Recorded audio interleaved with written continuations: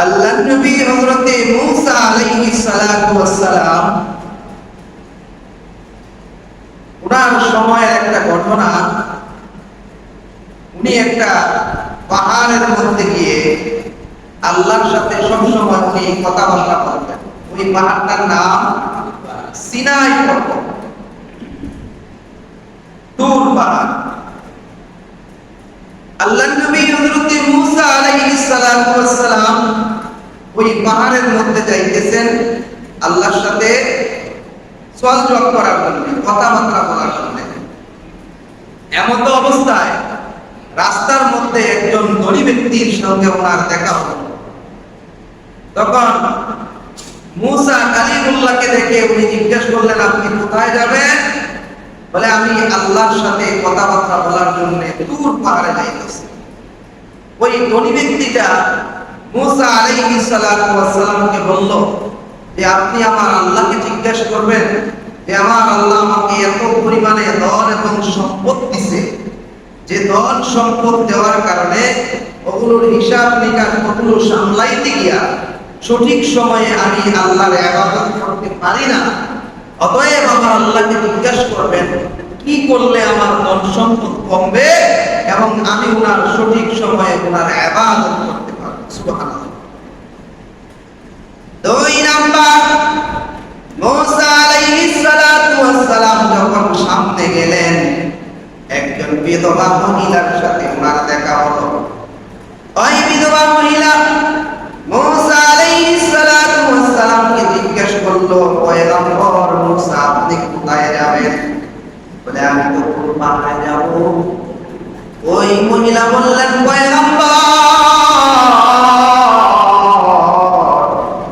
আমার কাছ থেকে একটা আরজি আপনি নিয়ে যান।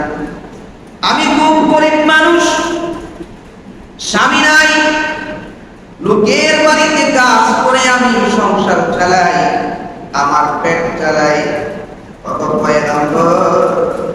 আমি লোকের বাড়িতে কাজ করে, মানুষের বাড়িতে কাজ করে আমার সংসার চালাইতে খুব বেশি কষ্ট হয়। গরিব মানুষ, আমার আল্লাহকে জিজ্ঞাসা করবে কোন কাজের বিনিময়ে আমার আল্লাহ আমার গরিবি দূর করে আমাকে সচ্ছলতায় পৌঁছাইবে। তিন নম্বরে আরো যখন কিছু সামনে গেলেন, একজন অন্ধ লোকের সাথে হযরতে মূসা আলাইহিস সালাতু ওয়াস সালামের দেখা হয়ে গেল। অন্ধ লোকটা জিজ্ঞেস করলো, পয়গম্বর, আপনি কোথায় যান? পয়গম্বর বলেন, আমি তুর পাহাড়ে যাইতেছি, আল্লাহর সাথে কথাবার্তা বলবো। পয়গম্বর, আমার আল্লাহ একটা কথা আপনি জিজ্ঞাসা করবেন, আমারে আমার আল্লাহ যে অন্ধ করে বানাইলো, আমারে কি কোনো কাজের জন্য বানাইছেনি না বেকামাই আমারে বানাইলো? আল্লাহর নবী হযরত মূসা আলাইহিস সালাতু ওয়াস সালাম তুর পাহাড়ের মধ্যে চলে গেলেন।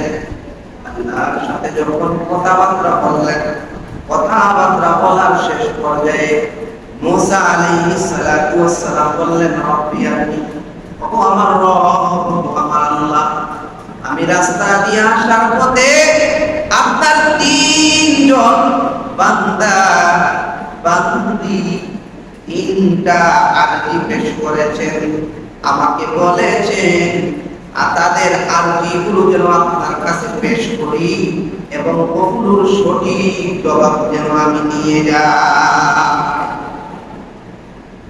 আল্লাহ বললেন, মূসা পেশ করো।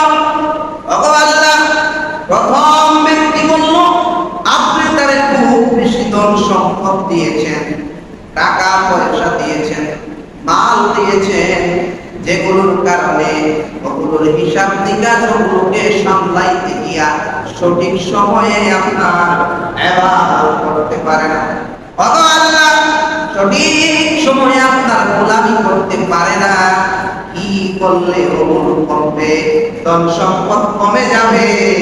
ওই লোকটা তার জবাব চেয়েছেন, আমার আল্লাহ বলে দিলেন, মুসা রে, ওই ব্যক্তিকে গিয়ে বলবা সে আমার নিয়ামতগুলো খেয়ে বেশি বেশি করে যেন শুকরিয়া আদায় না করে, নাশকরি করে। সে যেন শুকরিয়া আদায় না করে, নাশকরি করবে। নাশকরি করার কারণে আস্তে আস্তে তার ধন সম্পদ কমে যাবে। আল্লাহ 2 নাম্বার, একজন গরিব মহিলার সাথে আমার দেখা। ওই মহিলাটা আমাকে বলেছে উনি বিধবা মানুষ, স্বামী নাই, পরের বাড়িতে কাজ করে বড় কষ্ট করে সংসার চালায়। আল্লাহ, ওই মহিলা অসচ্ছল থেকে সচ্ছলে যেতে চায়, সচ্ছলতা অর্জন করতে চায়, লাভ করতে চায়। গরিব থেকে সে বিত্তবান হতে চায়।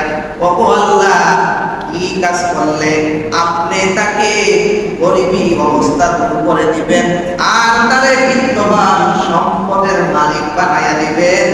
ওই জবাবটা সে